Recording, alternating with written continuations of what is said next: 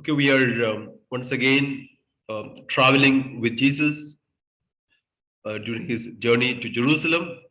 So, just to situate ourselves, the journey began in Galilee, in the North Galilee to be precise, at Caesarea Philippi, when Jesus asked the disciples about the identity of Jesus.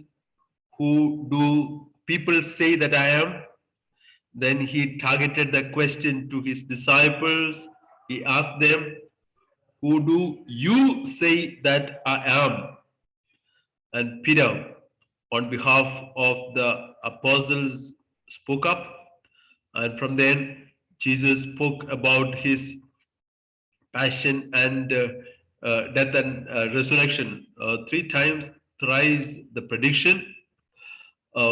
Then Jesus had his teaching on discipleship, and the whole journey was bracketed by the healing of two blind people, one at Bethsaida, that showed the gradual understanding of the disciples by the apostles. The blind man at Bethsaida did not have vision first, then he had partial vision, and finally, at the touch of Jesus, complete vision.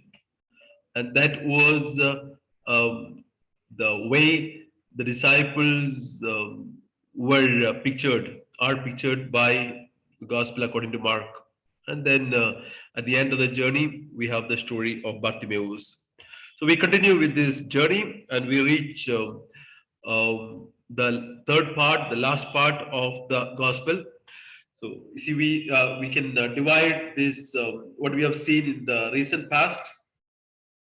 The ministry of Jesus in Galilee, then on the middle, the central place, on the way from Galilee to Jerusalem. In the first part, there were we had the miracles, the preaching, the teaching ministry of Jesus. And in the middle part, on the way from Galilee to Jerusalem, there were very few miracles, but mostly teachings of Jesus on discipleship. Jesus is with the disciple. And today we enter into the last week of the life of Jesus, the earthly life of Jesus, the last week. And we are going to see day by day account of the ministry of Jesus. And we will see how intense it is. This statistics will prove to us the intensity of the last week of Jesus, the intensity of the activity during the last week of Jesus. See, the Gospel according to Mark has a total of around 678 verses in Greek. Out of that, this last week, starting from today's account, that's Jesus' triumphant entry into Jerusalem. So from today till the end of the Gospels, there will be 253 verses. You see, almost 1/3 or more than 1/3 of the account,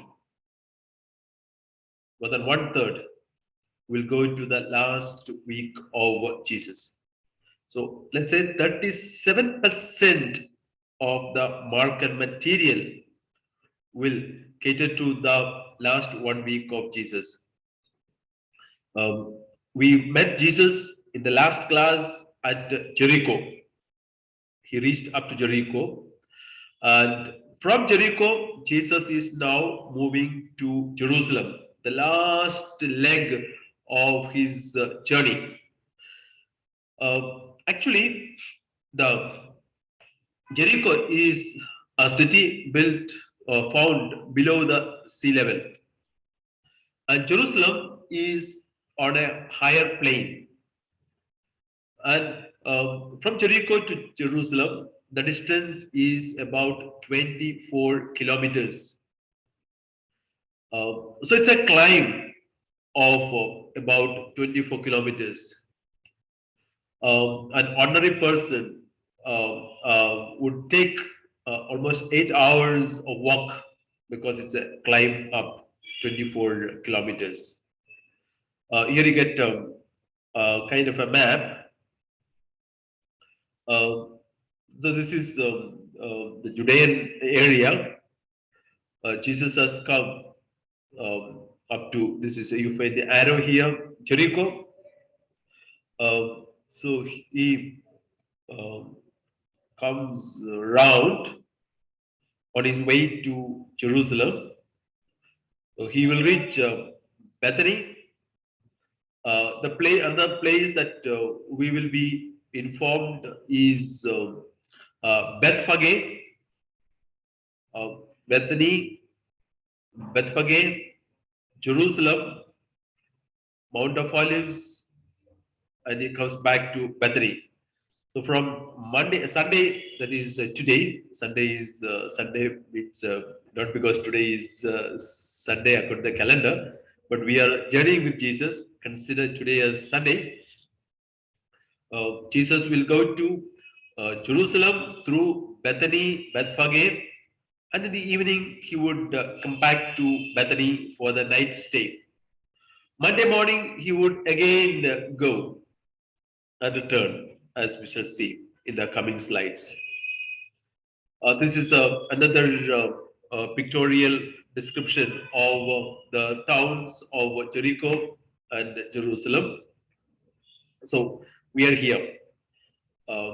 Jesus was in Jericho. It's a elevation. It's a minus 850 feet. Okay. That is below the sea level. It's Jericho is on a lower plane. So this is the road, Jericho Road.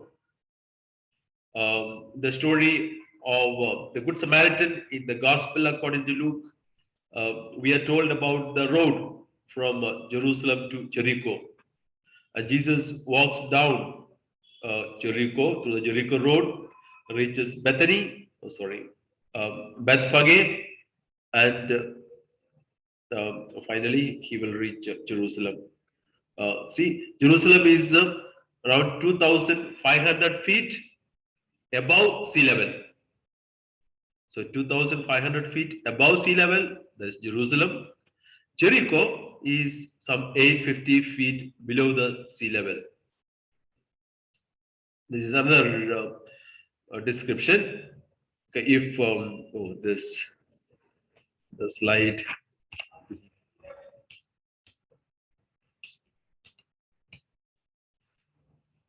This is the elevation. Unfortunately, Jericho is not seen. It's outside the screen. This present screen. Okay, it's when I framed the screen, I made a mistake.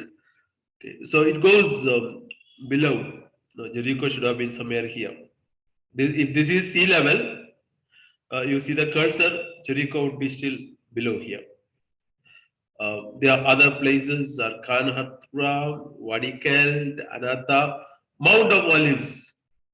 And from Mount of Olives, you have to go down to the Kidron Valley. It's a valley. Then Jerusalem is on a higher plane. So you get an idea. This line is the sea level, and below sea level is Jericho, and 2,500 feet above sea level is Jerusalem. So I hope you get an idea of the geography of Jericho and Jerusalem. Now, this is a map of the Jerusalem temple area. That this is what happens on so-called Palm Sunday. So, Bethany, Bethphage, Jesus comes to the temple. So it's easier for Jesus to come to the eastern part, eastern side of the temple. Okay, this is actually Bethany, Mount of Olives. They are all on the eastern part of Jerusalem. The temple is on the eastern part of the city, Kidron Valley.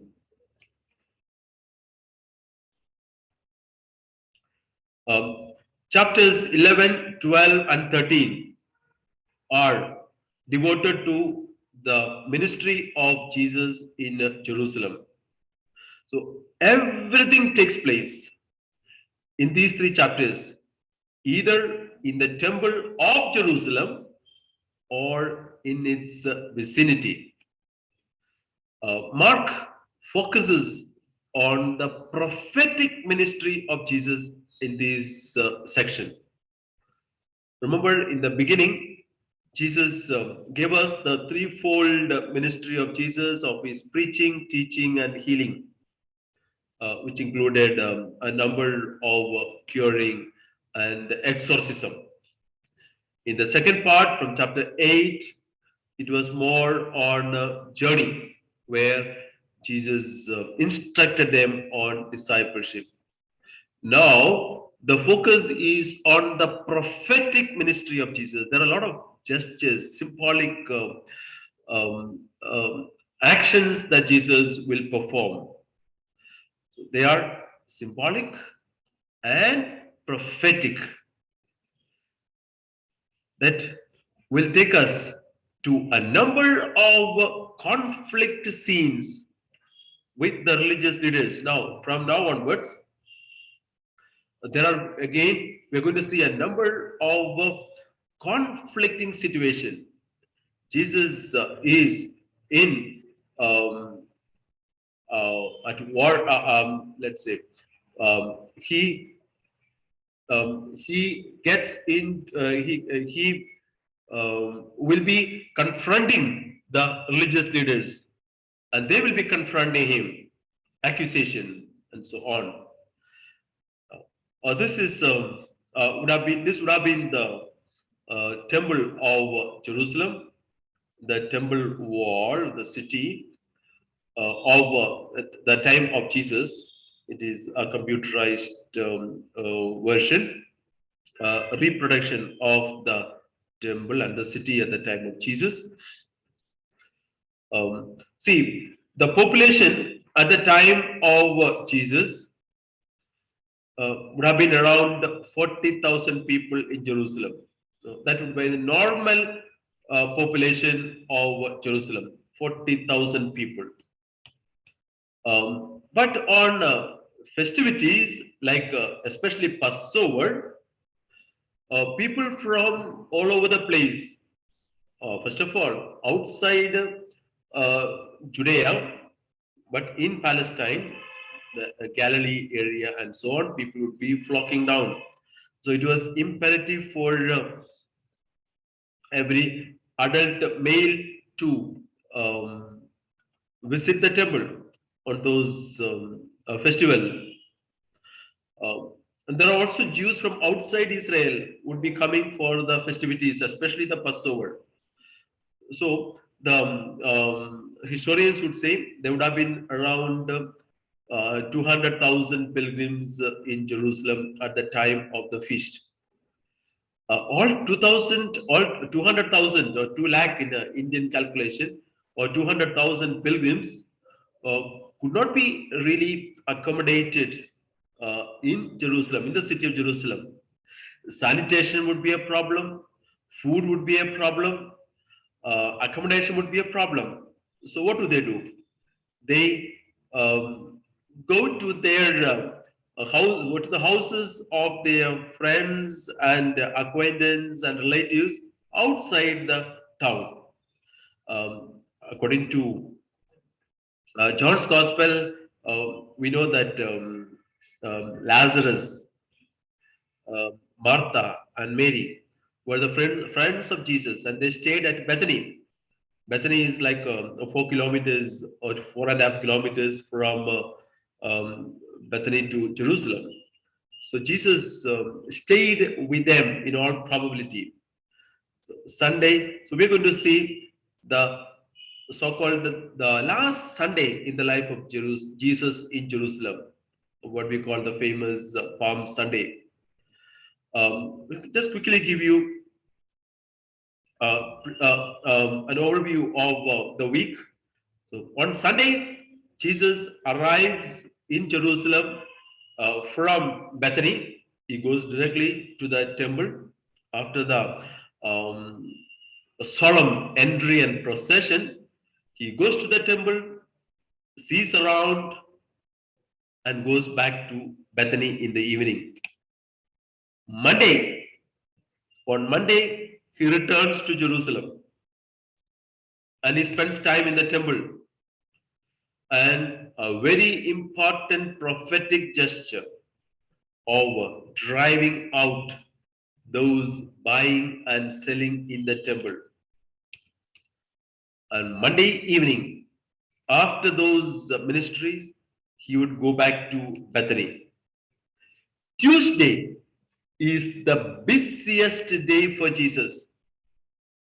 3 chapters are dedicated to the activity of Jesus on Tuesday.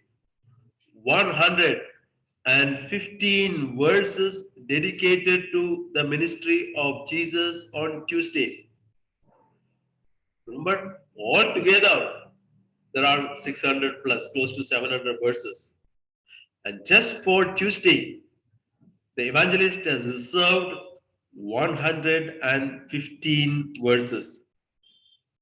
Instead, for Thursday, all that happens on Thursday, 60 verses. Good Friday, 47 verses. So compared to those important days of Holy Thursday and Good Friday, you see the activity of Jesus on Tuesday is very intense. Let us go to the text. When we are in chapter 11, when they were approaching Jerusalem at Bethphage and Bethany near the Mound of Olives, he sent 2 of his disciples and said to them. So we are introduced to this particular small town, Bethphage. It means Beth is house, Bethlehem, house of bread. Okay, then Bethel, house of God. So Beth means house of. So Bethphage, house of unripe figs, is has this to do with the prophetic gesture that Jesus would be performing on Monday. We don't know. Let's see. So this Bethphage is a small village on the Mount of Olives, and Bethany is a village about 2.5 kilometers east of Jerusalem, just a walking distance. Today, Bethany is called El Azariah, related to the name Azariah, related to Lazarus, location of the tomb of Lazarus. So pilgrims who go to Jerusalem generally go down to Bethany and visit the tomb, which is believed to have been the tomb of Lazarus in John chapter 11. During the Holy Week, as I just mentioned, Jesus, like other pilgrims, would have to find a place outside Jerusalem, and Jesus finds Bethany. So Bethany would be the home base for Jesus during the Holy Week, because on a daily basis he would come to the temple and he cannot stay in Jerusalem. For night accommodation would be difficult. He goes to Bethany for night shelter. See this graph. From Bethany, Jesus goes up to Jerusalem, or through Mound of Olives. It's on the east. So temple, the city and the temple. This would be the shape of the old city walls. The eastern side is where you see the cursor is the temple. Jesus would directly enter this way to the city through the temple. And Bethany to Jerusalem is around 2.4 kilometers, so it's not a distance. It's easy to walk, back and forth. This is today's view of Mound of Olives. Today's um, a site is taken by the Elal, the um, aviation company, official aviation the flight company of Israel, Elal. The olive trees, they are still there even today. They stand there, um, recalling to mind the olives at the time of Jesus.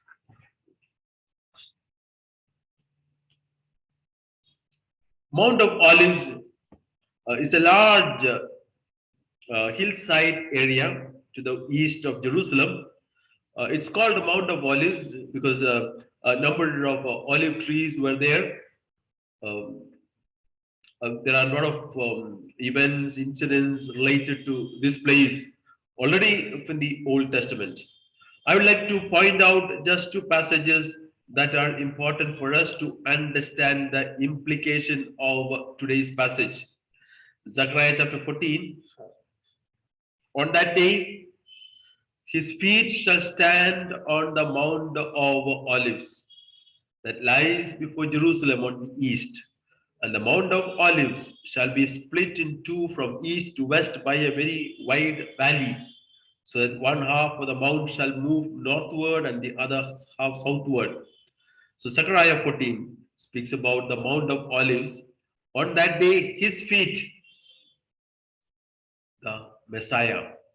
There is a messianic passage. So too, Ezekiel. So according to the Old Testament, the two passages from Ezekiel and Zechariah, Yahweh will reveal himself on this mountain. Old Testament people knew that. So when Mark and later Matthew refer to Jesus coming to Mount of Olives to proceed to Jerusalem, this will definitely evoke messianic expectation. It will be veiled in Mark, but in Matthew, it will really be very prominent. Okay, so Ezekiel 11:23, and the glory of Yahweh rose from the center of the city and halted on the mountain to the east of the city. See, glory of Yahweh. This is a messianic expectation, and Matthew is more solemn. Matthew 21, verses 1 to 11, dedicated to this solemn entry of Jesus. And Matthew will cite Zechariah 9:9, which Jesus as the Messiah King entering the city in a solemn procession in the midst of large crowds. Matthew will tell us that the whole city is excited with the coming of Jesus. The whole city is excited. But Mark is very modest. He wants to tell us that without any paraphernalia, without any display of extraordinary messianic excitement, Jesus, as a humble and lowly servant, entered Jerusalem. For Mark, the messianic activity will be revealed only in the context of the passion and death, so that will be revealed only towards the end. That is the theology of Mark, while Matthew, it is slightly different.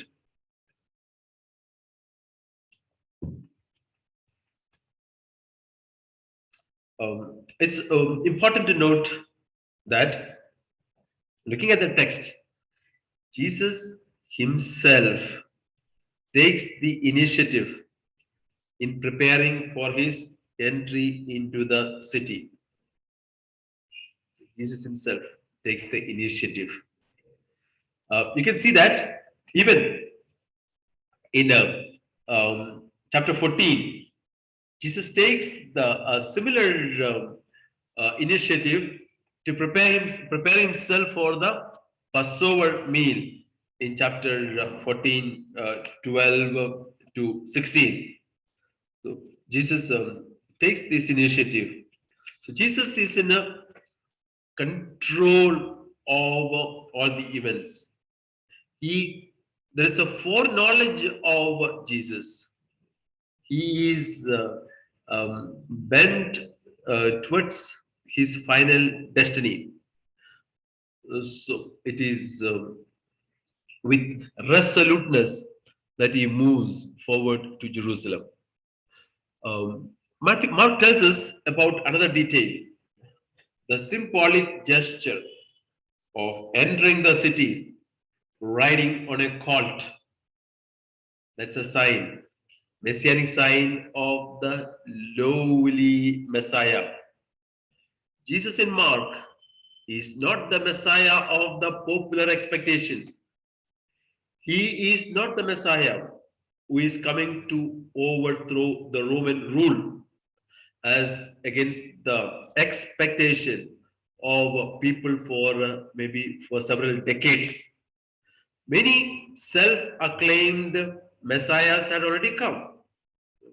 From Josephus, famous Jewish historian, we know that several people had come, and many of them were, all of them were failed messiahs. So the Jewish authorities also will look at Jesus in that way. Is he not another failed Messiah? But some others would look up to Jesus because he also has a band of people following him. So he would take up arms and overthrow the foreign rule, the despotic rule of the Romans, colonial power. The detail of the colt that is on which no one has ever sat. I'd like to highlight this detail. The colt on which no one has ever sat. Why is this detail that Mark tells us? Because the animal is sacred. The animal is sacred in the Old Testament. The animal meant for a sacred purpose was not to be put to any profane use. There are a number of passages. I just given you one passage from Numbers. There is in the book of Deuteronomy and so on. The animal meant for sacred purpose was not to be put to any profane use.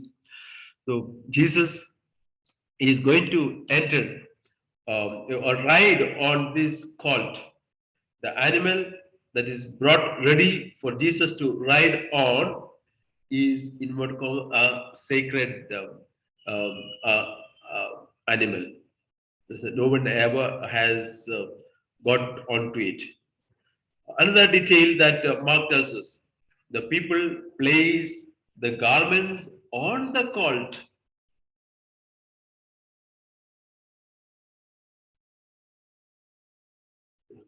Then they brought, verse 7, brought the colt to Jesus and they threw their clothes on it and he sat on it. So placing the garments on the colt is an improvised saddle for Jesus to ride to Jerusalem. So this is a colt donkey that no one has, a young donkey that no one has ever used. So there is no saddle.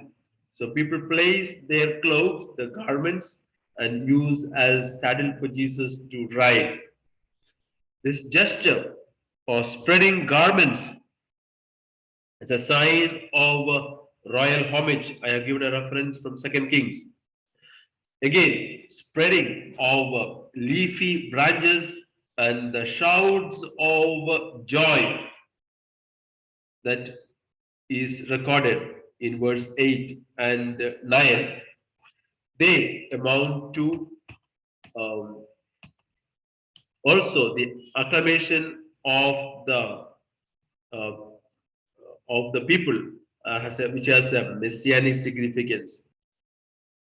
So, similar to the triumphal entry of Simon Maccabeus and his followers into Jerusalem in the first Maccabees, the shouts of joy, the leafy leaves spread to welcome. So, all these denote a messianic significance. And what do they shout? Hosanna, Hosanna. In the Old Testament, Hosanna is a prayer for help. Hosea, Hosa, Hosea, na. It means please save. Save, please. Hosanna, save, please. Taken from Psalm 118:25. But when it comes to New Testament, this has changed its significance. Instead of a cry of help, it becomes an expression of joy and homage.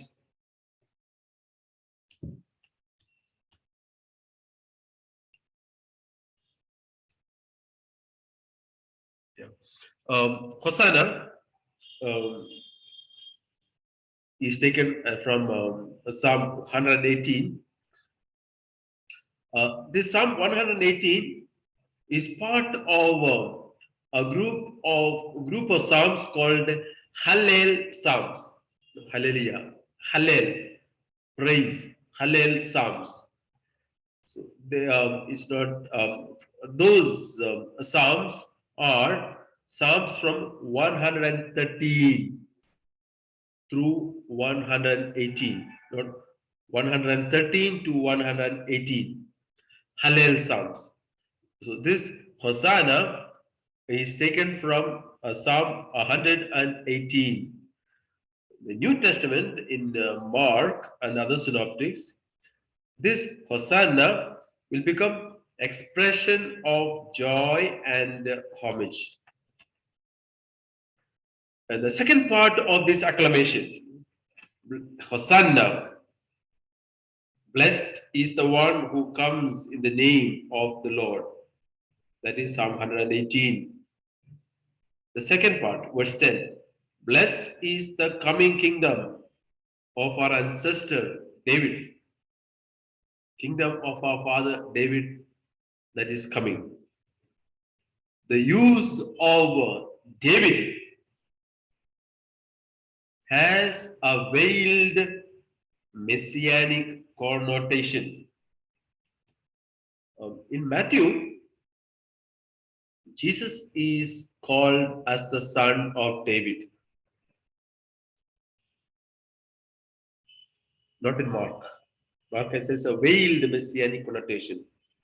So when Matthew says this, Jesus is the son of David, it's a direct affirmation of the messianic expectation. Instead, Luke introduces Jesus as king. People shout as king. Luke chapter 19, 38, 1938. So both Matthew and Luke present to us Jesus as the visible Messiah and as king.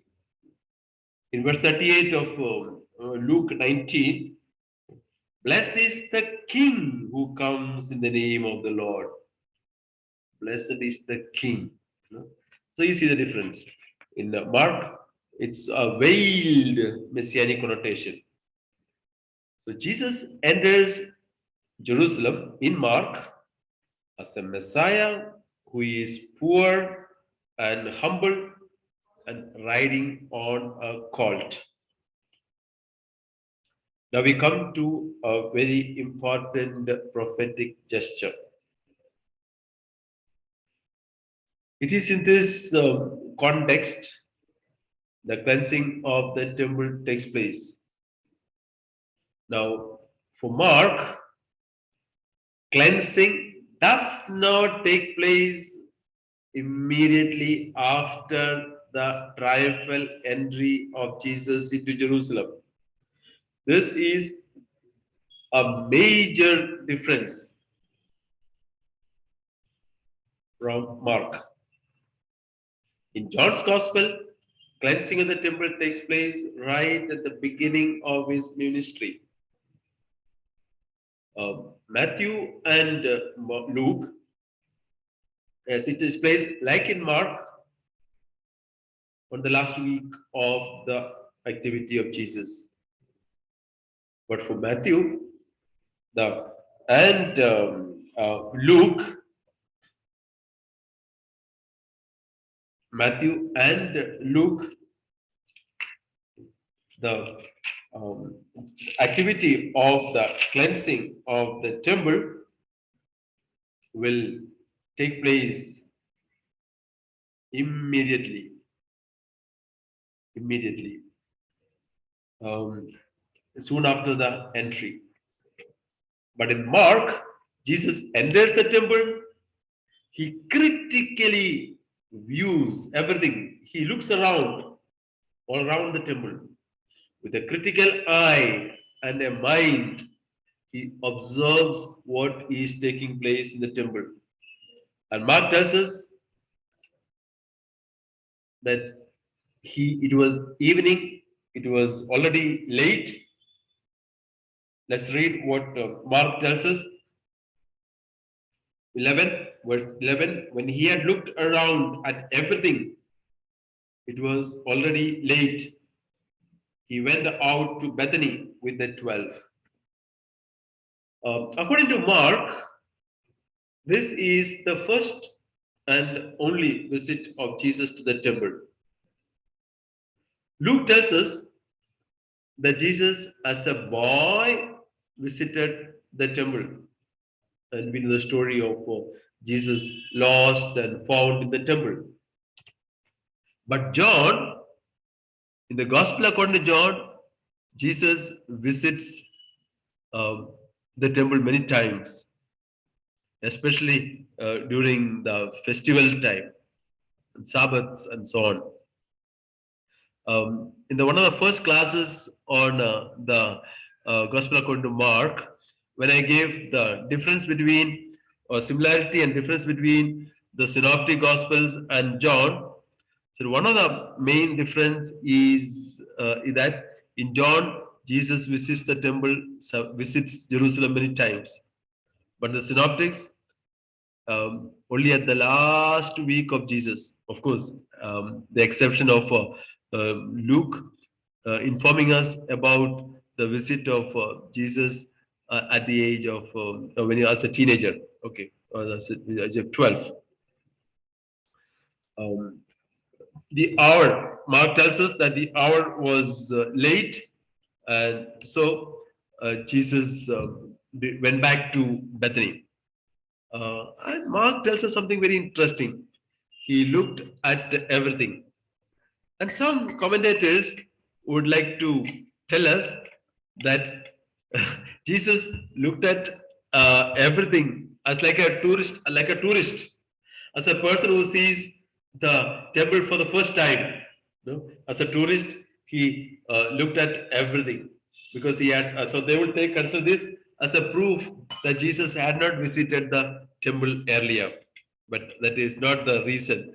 But Jesus is going not as a tourist. Definitely, Jesus is going there as a prophet, because two gestures that we are going to see are really symbolic and prophetic. So that prepares the reader for the symbolic action of Jesus cleansing the temple. He leaves for Bethany with his disciples. Now we come to another interesting and controversial, debated events, the cursing of the tree. They are in two parts, chapter 11, 12 to 14, and verses 20 to 21.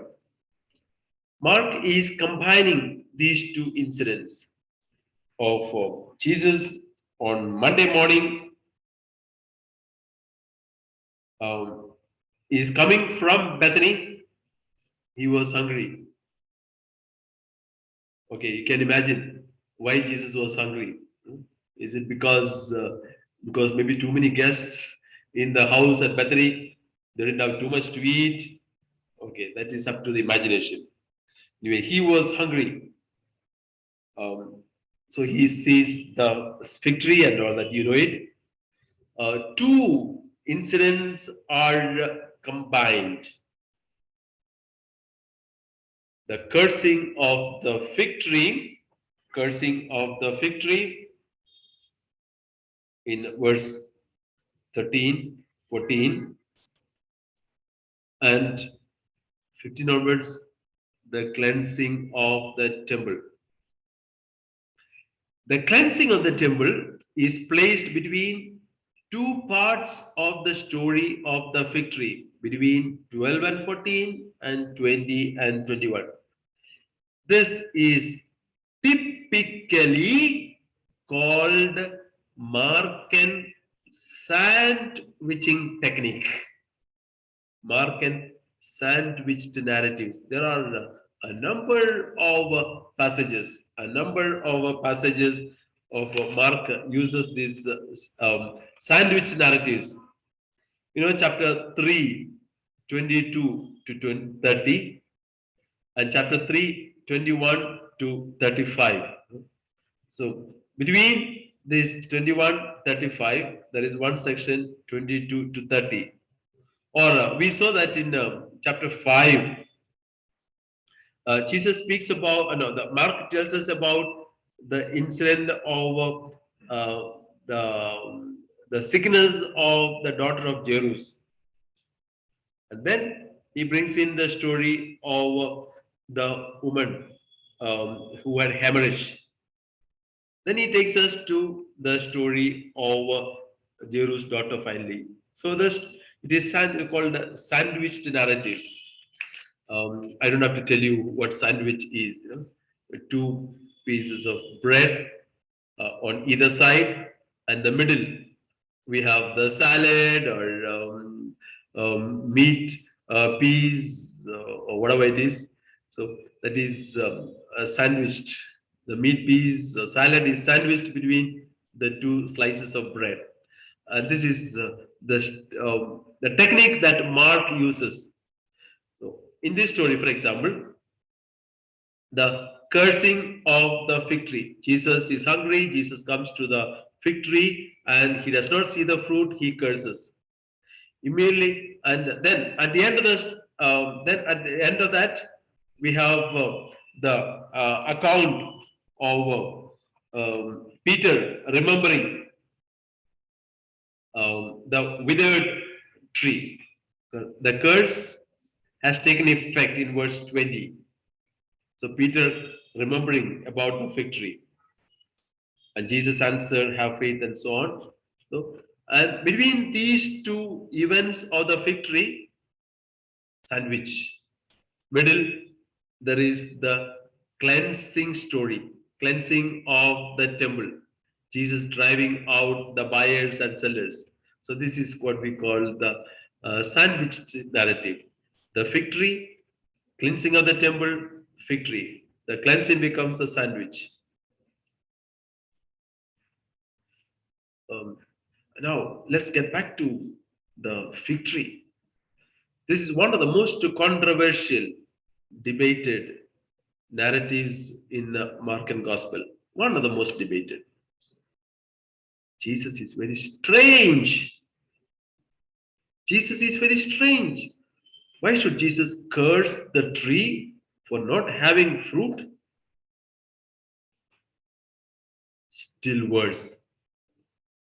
More unreasonable. Mark gives us a detail. It was not the season for figs. It was not the season for figs.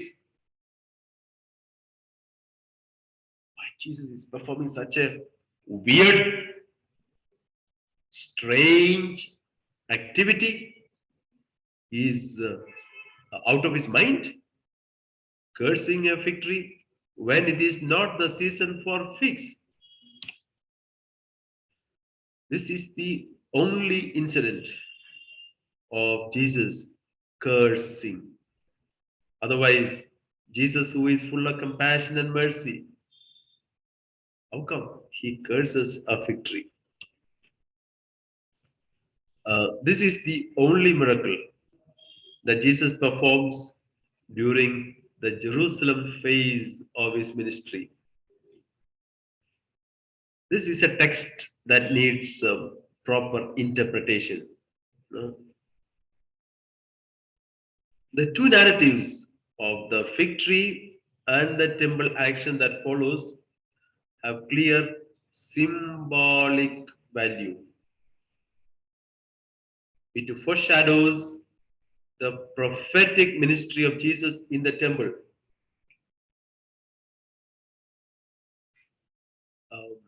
How do I prove that this is a prophetic gesture? In the beginning of today's class, I mentioned that from Sunday onwards, that is the Palm Sunday, what we are dealing today, Jesus' words and action will prove to us that he is in the line of prophet.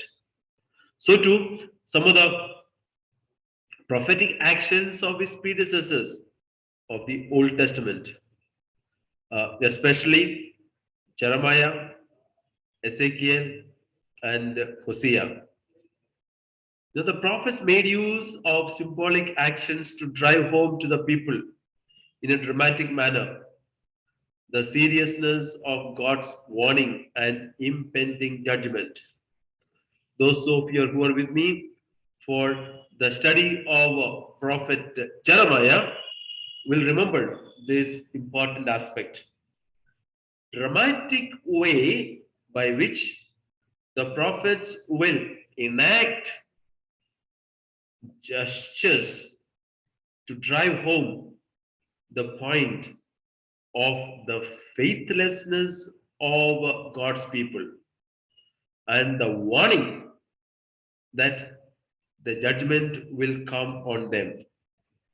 For example, just to bring to your attention, Isaiah chapter 20, 1 to 6. Isaiah walks naked and barefoot, not for one day, for 3 years as a sign against Egypt and Ethiopia. Don't you find this as really weird? Great prophet Isaiah walking naked and barefoot for 3 years. He is driving home an important message with this prophetic gesture. Or Jeremiah, you're familiar with Jeremiah, who hid his loincloth and later it became spoiled. And that was to show to the people of Israel that they have become useless. Although, like loincloth, they were the intimate people of Israel, people of God. They were so close to God, but they became useless like this loincloth. And that was a symbol of what was going to take place to Judah and Jerusalem. Or Jeremiah breaking the earthen flask. There are a number of imageries of gestures, prophetic gestures, and prophet using imageries of wine and the fig tree of grapes and fig in referring to Israel. So we already have a clue. Old Testament referred to grapes and fig trees, fig fruit as for the image of Israel. So please keep that in mind. Now, the gesture of Jesus will bring home an idea, a very important idea. See, I have given a number of passages sampled from different prophets to prove this point. The prophets' use of imageries of fig tree as referring to Israel. Jeremiah, Hosea, Joel, Micah, Psalms, and so on.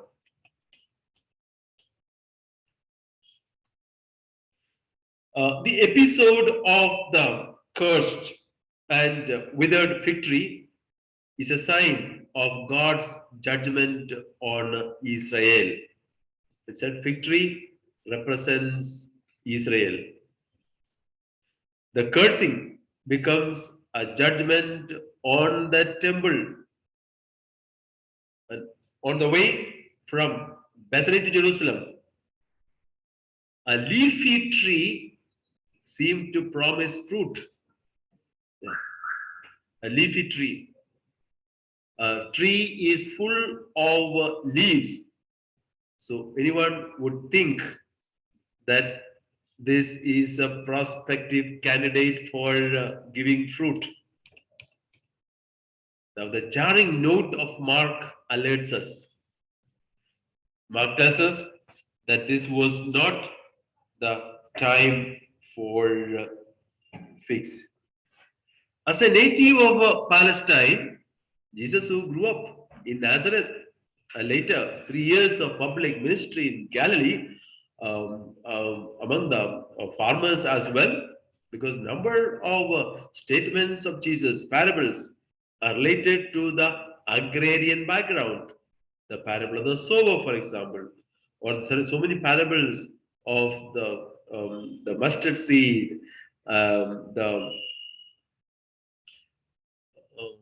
the business, the person who sells everything and buys the land where there are pearls, etc. Okay, so Jesus, as a native of Palestine, should not have expected to find ripe figs at the Passover time, April, May, and generally the harvesting is in September, or the earliest figs would come maybe in June. But March, April would be too early. Jesus anticipates through this gesture the cleansing of the temple. Mark told us that the Messiah went to see.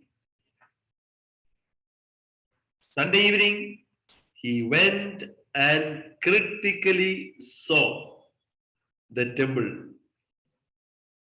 full of activities. Temple with a lot of leaves, but temple barren and fruitless. Okay, Jesus saw this temple, plenty of leaves, business thriving, but barren and fruitless. That's on Sunday evening. Monday morning, he sees this tree. What he saw previous day is what he sees on the fig tree. The religion that represented the temple has become barren and fruitless. When Jesus cleanses, he will make the statement. He will make this statement, quoting from the Old Testament. My house shall be called a house of prayer for all the nations. My house shall be called a house for all the nations, inclusive, Catholic, inverted commas, open for all. Now, the religion that represented the temple has become barren and fruitless. For Mark, fruitless fig tree represents the barren Israel. Barren Israel, the fruitless fig tree. Judgment on unfruitful Jewish religion. Verse 14. May no one ever eat fruit from you again. Jesus cursed the tree, unfruitful tree. Um, so soon after this cursing, he goes to the temple. So he proves what he said through the direct action in the temple. So this is again a computerized version of the temple in Jerusalem. Yeah. Cleansing of the temple takes place. A few points that I would like to highlight before we go into the cleansing of the temple. First, this temple that Jesus saw was the most sacred and the most important religious institution of Israel. The magnificence of the temple was beyond all explanation. See, this is what we call the second temple. The first temple was built by Solomon, destroyed in 587 by the Babylonians. It was razed to the ground, completely destroyed. It was rebuilt when they came back after 538, and probably the temple was rebuilt and rededicated around 515 BC. Then this temple was going on, and there were desecration and rededication and so on at the time of the Maccabees. Then once Herod the Great became the king, he was a great builder. Herod the Great was really a great builder, and he um, made a lot of addition to this temple in Jerusalem, and it took him many years, decades, to complete or this construction of beautifying this temple. Uh, so the all the activities of Israel, whether religious, political, social, economic, were all centered around this temple. So the most important institution. The numberless pilgrims coming. I said 200,000 pilgrims coming. Yeah, it will bring in a lot of money, financial influence, economic and political center, finance. It was also the financial capital, not just the city at large, even the temple.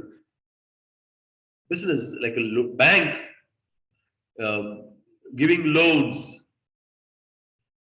transfer of funds, deposits of money by the temple authorities. So they had anyone who has control over the temple management wielded enormous political influence. So temple also was the symbol of national identity because there is only one temple. There can be many synagogues in every nook and corner of Palestine or outside Palestine where Jewish people prominently stay. But temple can be only one, that will be in Jerusalem. Secondly, the annual taxes finance. Every adult male had to pay the tax. We'll soon see the amount. This payment has to be paid in the Jewish coins. I repeat, the annual tax. Matthew will tell us about the drachma, the tax, 2 drachmas as the temple tax, annual temple tax. Every adult male has to pay. The payment has to be paid in Jewish coins and not in Roman coins that were mostly the currency of the time. You have to exchange the Roman coins with ancient Palestinian currency to pay the temple tax because the Roman coin represented the emperor worship. It contained the image of the Roman emperor. So it is considered profane, not sacred, cannot be brought to the temple. So outside the holy place, there are these money changers. They exchange the Roman coins with the temple, with the Jewish coins, and that can be deposited in the temple. So that's why in the courtyard of the Gentiles there were a number of tables. I will mention soon about the structure of the temple that will give us a of picture of the temple and understand what Jesus is performing. So you can see this is a picture of the temple, a map of the structure of the temple. This is the temple that Herod built. Okay, temple was there, but all these area, they were all the result of the construction of Herod the Great with all the towers and so on, porticos. See, if you see this, the Golden Gate, there are different gates here. This area where you can see the cursor, let me see if we can change this.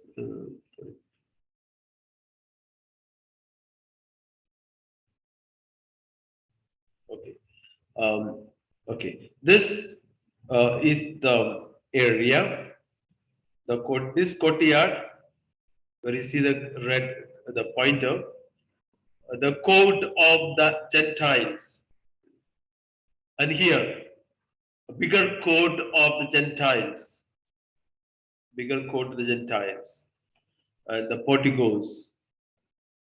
It's all a huge, extensive area. If you see here,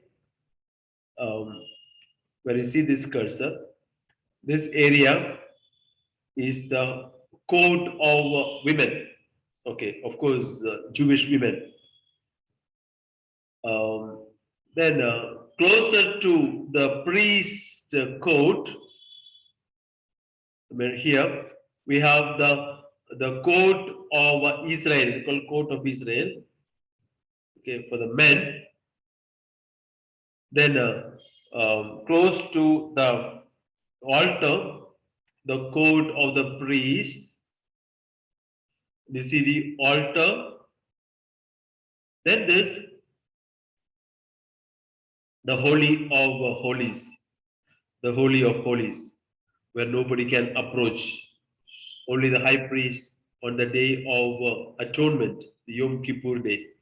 So this is basically the structure of the temple. So we'll understand. Please keep this in mind to understand what Jesus is doing. The third one is the pilgrims. The pilgrims come and they offer animals, cereals, produce of the land for the sacrifice in the temple.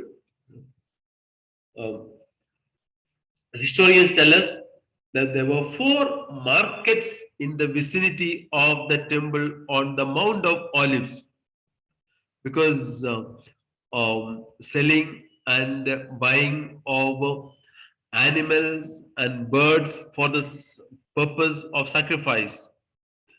In AD 30, that is the year that Jesus died, Caiaphas, who was the high priest of that time, he opened markets within the precincts of the temple to compete with the markets outside. So business is flourishing more than ever in the temple in AD 30. Caiaphas opens market within the precincts of the temple. The map that I showed you, okay, it will be here. This area, it's extensive area where there are tables for business, for exchange tables. Also, markets were possible just outside and within this area. Um, Gradually, the sale of animals and birds and other items for sacrifice began in the court of the Gentiles. So remember when Jesus came, this business was thriving. And the fourth point, Holy of Holies. This is the most sacred part of the temple I showed you in the structure. And around it are many courts, three inner courts specified in the order of their proximity to the sanctuary. The court of the priest, closest to the Holy of Holies. The court of Israel, meant for male Jews.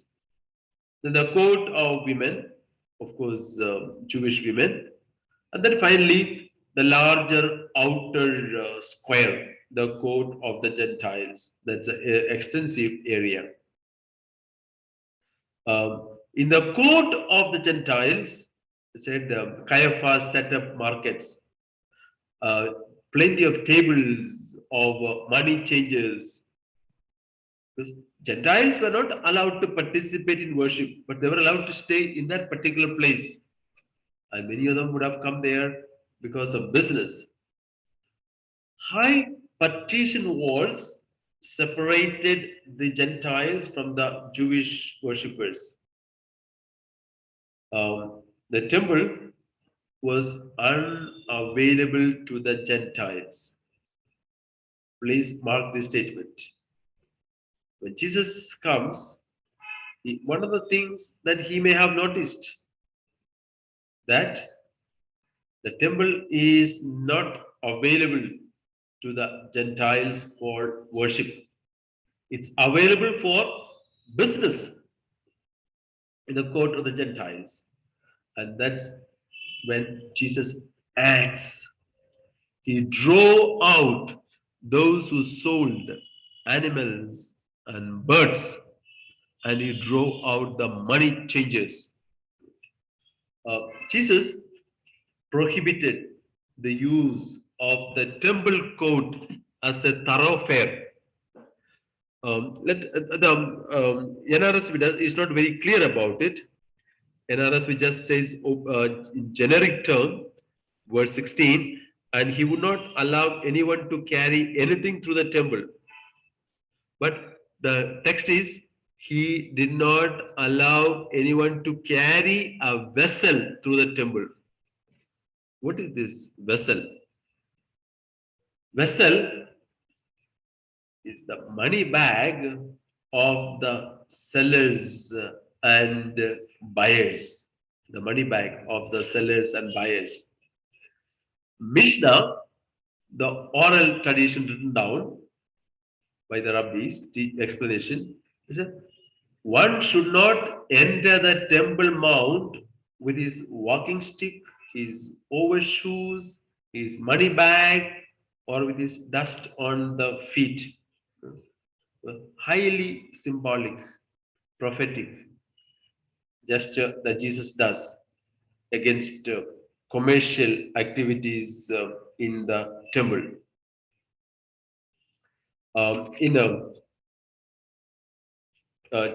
Jesus in verse 17, yes, he was teaching and saying. So what he did was also teaching.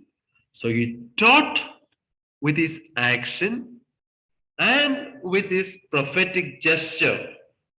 So he quotes, Jeremiah. My house shall be called a house for all the nations. Jeremiah chapter 7, 11. There are two quotations. There are two quotations, two direct quotations. Isaiah 56, 7 and Jeremiah 7, 11. It is actually Isaiah 56, 7 that says,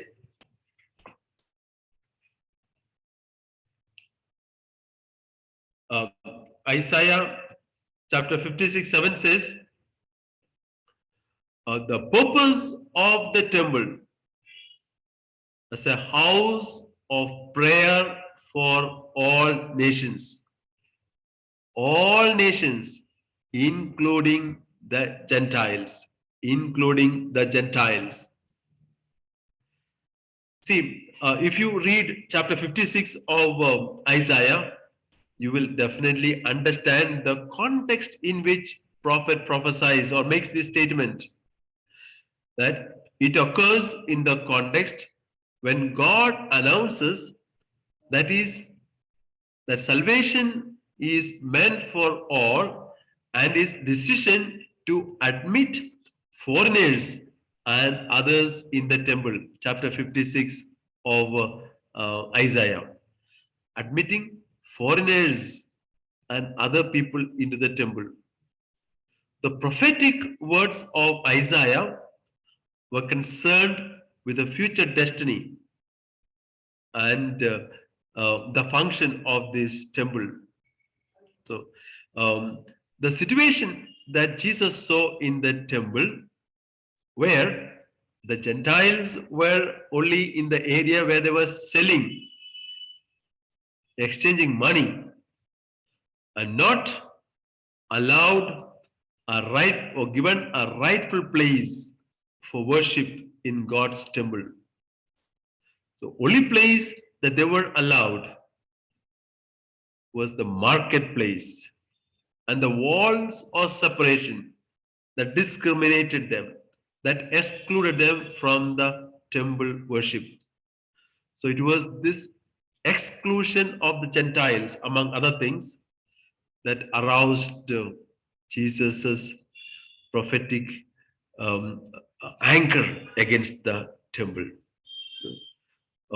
Jesus makes this statement: "Is not written? Is it not written? My house shall be called a house of prayer for all the nations." Okay, we'll continue from here because it has got a lot of underpinnings. If there is, I'll just see if there are questions I will take up, or I will continue from this story. Let me see if there are questions addressed to Brother Samuel.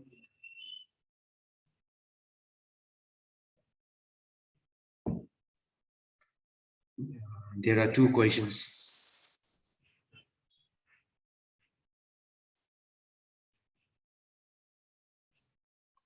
The first question: who are the people who welcome Jesus in Jerusalem? Are they the pilgrims? Are they the same people who will crucify him later? If the fame of Jesus reached Jerusalem, we already saw that in Jericho already there were people crowding around. So the fame of Jesus had already reached Jerusalem. So the normal crowd, not the as a for the curiosity, there must have been also the priest and the Pharisees, because they heard about Jesus. And you see, in earlier, the scribes and Pharisees had come from Jerusalem, to question Jesus. So they definitely heard about Jesus. They would have been there for curiosity's sake or to find out fault with Jesus, but they were ordinary people. So at the end of Sunday evening, when the excitement went down, Jesus went to the temple and he watched all that was taking place, and then he went back home. Yeah, were ordinary people.